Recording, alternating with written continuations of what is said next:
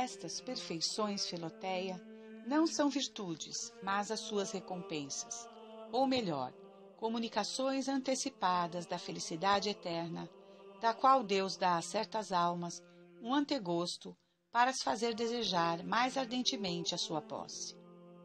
Mas não devemos ter pretensões a esses favores, porque não são necessários ao serviço de Deus, nem a seu amor, que deve ser a nossa única inspiração. Tanto mais que, ordinariamente, não as podemos adquirir por nossos esforços, sendo antes impressões do Espírito de Deus que nossas próprias operações. Acrescento ainda que, tendo-nos proposto aqui unicamente o intuito de ser homens de uma devoção sólida, mulheres de uma piedade verdadeira, é somente a este fim que devemos tender. E se Deus nos quiser elevar a essas perfeições angélicas, seremos também bons anjos aqui mesmo neste mundo. Enquanto isso, apliquemo-nos com simplicidade e humildade às pequenas virtudes que nosso Senhor, dando-nos a sua graça, quer que nos esforcemos por conquistar, tais como a paciência, a benignidade, a mortificação do coração, a humildade, a obediência, a pobreza, a castidade, a afabilidade para com o próximo, a paciência com nossas imperfeições e o santo fervor. Deixemos de bom grado essas virtudes extraordinárias às almas grandes e muito superiores a nós.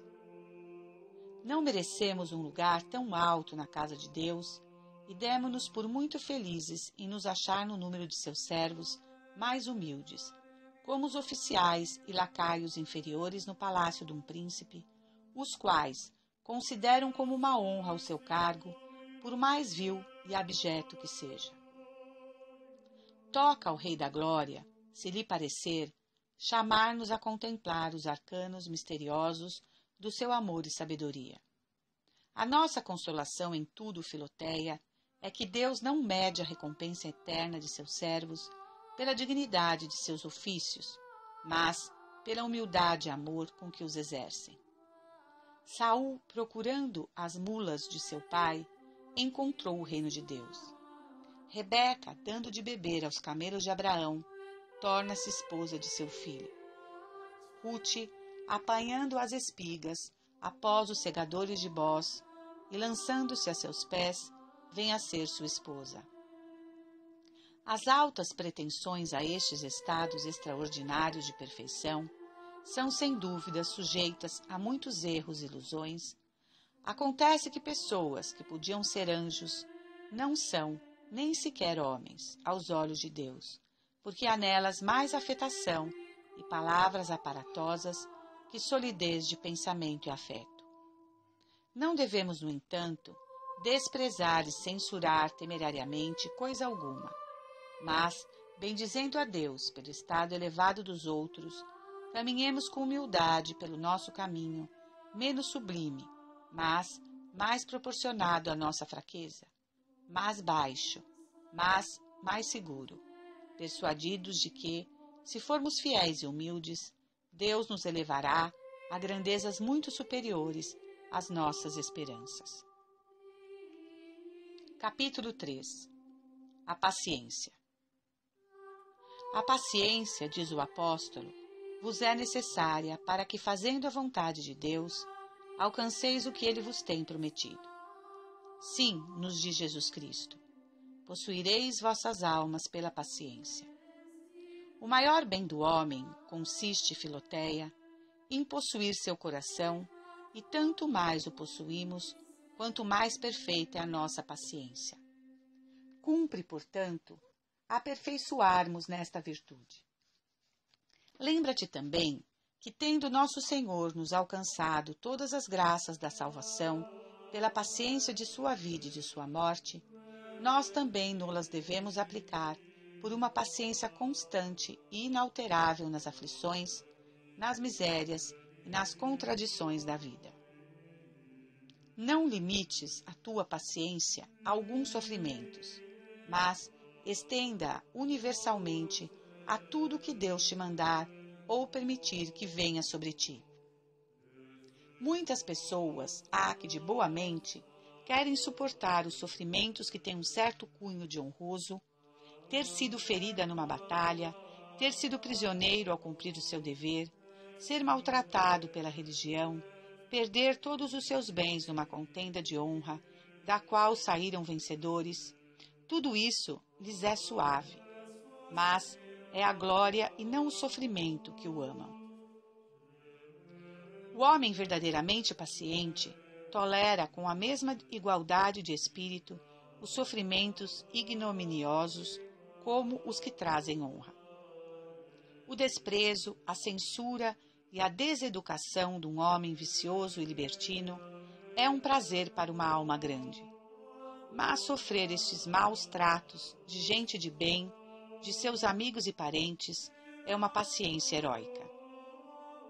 Por isso aprecio e admiro muito mais o cardeal São Carlos Borromeu, por ter sofrido em silêncio, com brandura e por muito tempo, as investidas públicas que célebre pregador de uma ordem reformada fazia contra ele do púlpito, do que ter suportado abertamente os insultos de muitos libertinos, pois como as ferroadas das abelhas doem muito mais que as das moscas, assim as contradições procedentes de gente de bem magoam muito mais do que as que provêm de homens viciosos.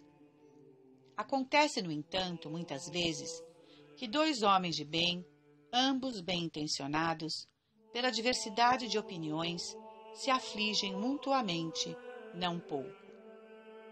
Tem paciência não só com o mal que sofres, mas também com suas circunstâncias e consequências. Muitos se enganam neste ponto e parecem desejar aflições, recusando, entretanto, sofrer as suas incomodidades inseparáveis. Não me afligiria, dizia alguém, de ficar pobre, contanto que a pobreza não me impedisse de ajudar a meus amigos, de educar meus filhos e de levar uma vida honrosa. E eu, declarava um outro, pouco me inquietaria disso, se o mundo não atribuísse essa desgraça à minha imprudência. E eu, dizia ainda um terceiro, nada me importaria esta calúnia, contanto que não achasse crédito em outras pessoas.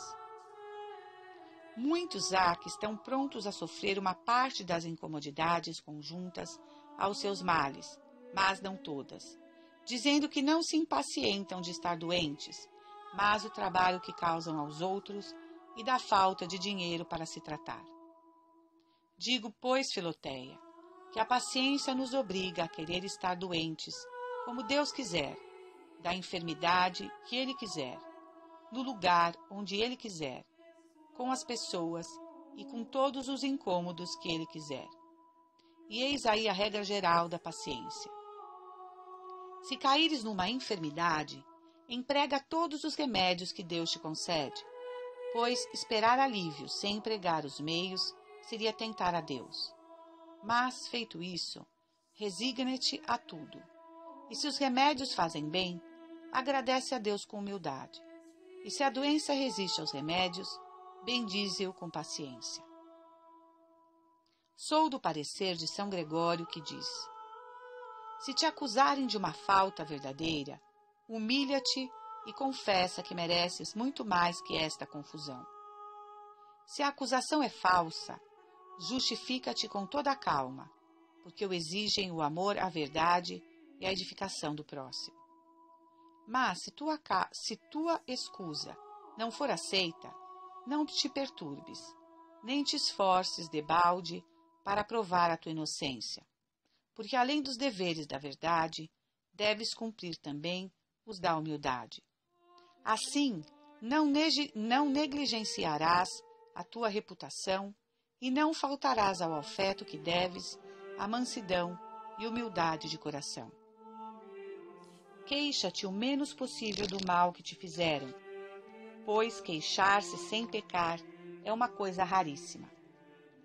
Nosso amor próprio sempre exagera aos nossos olhos e ao nosso coração as injúrias que recebemos. Se houver necessidade de te queixares, ou para abrandar o teu espírito, ou para pedir conselhos, não o faças a pessoas fáceis de exaltar-se e de pensar e falar mal dos outros. Mas queixa-te a pessoas comedidas e tementes a Deus, porque, ao contrário, longe de tranquilizar a tua alma, a perturbarias ainda mais. E, em lugar de arrancares o espinho do coração, os cravarias ainda mais fundo. Muitos, numa doença ou numa outra tribulação, guardam-se de se queixar e mostrar a sua pouca virtude, sabendo bem, e isto é verdade, que seria fraqueza e falta de generosidade. Mas procuram que outros se compadeçam deles, se queixem de seus sofrimentos e ainda por cima os louve por sua paciência. Na verdade, temos aqui um ato de paciência, mas certamente de uma paciência falsa, que na realidade não passa de um orgulho muito sutil e de uma vaidade refinada. Sim, diz o apóstolo, tem de que gloriar-se, mas não diante de Deus. Os cristãos verdadeiramente pacientes não se queixam de seus sofrimentos, nem desejam que os outros os lamentem. Se falam neles, é com muita simplicidade e ingenuidade, sem os fazer maiores do que são.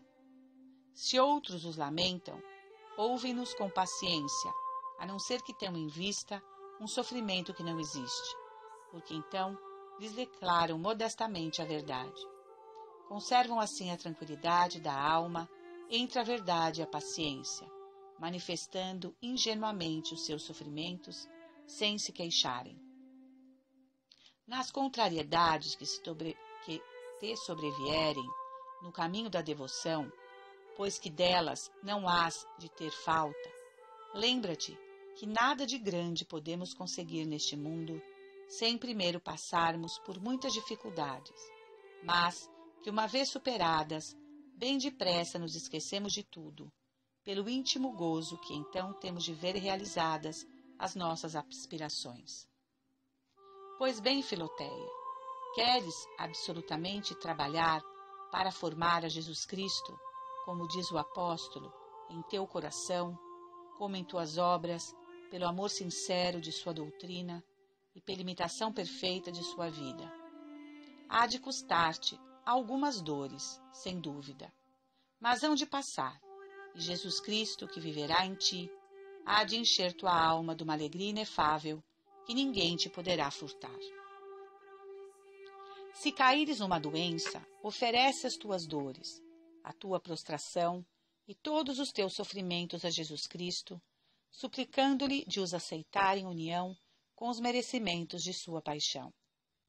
Lembra-te do fel que ele bebeu por teu amor e obedece ao médico, tomando os remédios e fazendo tudo o que determinar por amor de Deus. Deseja a saúde para o servir, mas não recuses ficar muito tempo doente para obedecer-lhe e mesmo dispõe-te a morrer, se for a sua vontade, para ir gozar eternamente de sua gloriosa presença. Lembra-te, Filoteia, que as abelhas, enquanto fazem o mel, vivem de um alimento muito amargo, e que nunca nós outros poderemos encher mais facilmente o coração dessa santa suavidade, que é o fruto da paciência, do que comendo com paciência o pão amargo das tribulações que Deus nos envia. E quanto mais humilhantes forem, tanto mais preciosa e agradável se tornará a virtude ao nosso coração. Pensa muitas vezes em Jesus crucificado. Considera-o coberto de feridas, saturado de opróbrios e dores, penetrado de tristeza até o fundo de sua alma, num desamparo e abandono completo, carregado de calúnias e maldições. Verás então que tuas dores não se podem comparar às suas, nem em quantidade, nem em qualidade, que jamais sofrerás por ele alguma coisa de semelhante ao que ele sofreu por ti. Compara-te aos mártires, ou, sem ires tão longe, às pessoas que sofrem atualmente mais do que tu, e exclama louvando a Deus: Ah, meus espinhos me parecem rosas, e minhas dores consolações, se me comparo àqueles que vivem sem socorros, sem assistência, sem alívio, numa morte contínua, opressos de dores e de tristeza. Capítulo 4. A humildade nas ações exteriores. O profeta Eliseu mandou uma pobre viúva pedir emprestados aos vizinhos todos os vasos que pudesse e lhe disse que o pouco azeite ainda restante havia de correr tanto até enchê-los todos. Isso nos mostra que Deus quer corações que estejam bem vazios, para os encher de sua graça pela unção do seu Espírito. E é de nossa própria glória, Filoteia, que os devemos esvaziar. Disse que um certo passarinho, por nome tataranho, tem uma virtude secreta, no seu grito e nos seus olhos, de afugentar as aves de rapina, e crê-se ser esta a razão da simpatia que as pombas lhe dedicam. Assim nós também podemos dizer que a humildade é o terror de Satanás, o rei do orgulho, que ela conserve em nós a presença do Espírito Santo e de seus dons, e que por isso foi tão apreciada dos santos e santas e tão querida dos corações de Jesus e de sua mãe.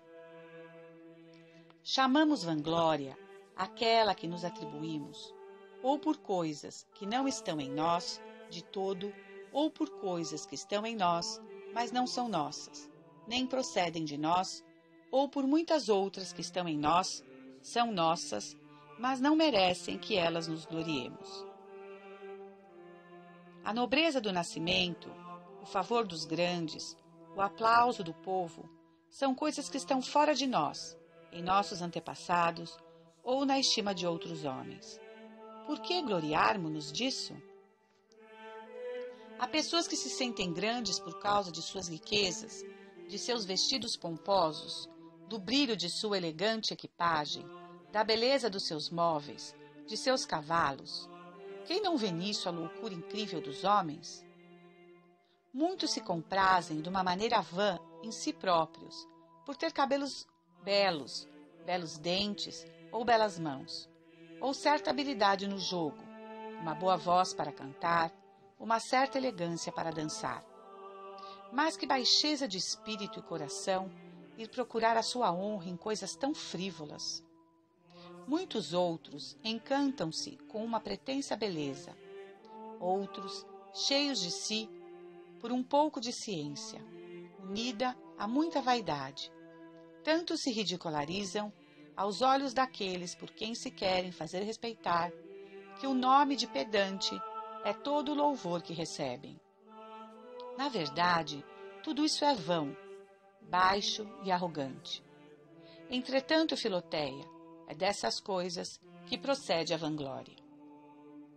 O verdadeiro bem se conhece pela mesma prova que o verdadeiro bálsamo. Deste faz-se a prova com o destilando em água. Se vai ao fundo, julga-se que é puro, finíssimo e de um grande valor. Se fica à tona da água, conclui-se que é alterado e falsificado. Queres, pois, saber se certa pessoa é sábia, prudente, nobre e generosa? Examina se essas qualidades são acompanhadas de humildade, da modéstia e da submissão para com seus superiores. Se assim for, são verdadeiros bens. Mas, se descobrires nela a afetação de fazer aparecer o que tem por bem, julga que essa pessoa é superficial e que esses bens são tanto mais fúteis quanto mais os quer ostentar. As pérolas formadas numa estação de ventos tempestuosos e trovões só têm de pérola uma casca sem a substância. Assim, todas as virtudes e as mais excelentes qualidades de um homem que dela se ensoberbece só têm uma aparência do bem, sem nenhuma solidez.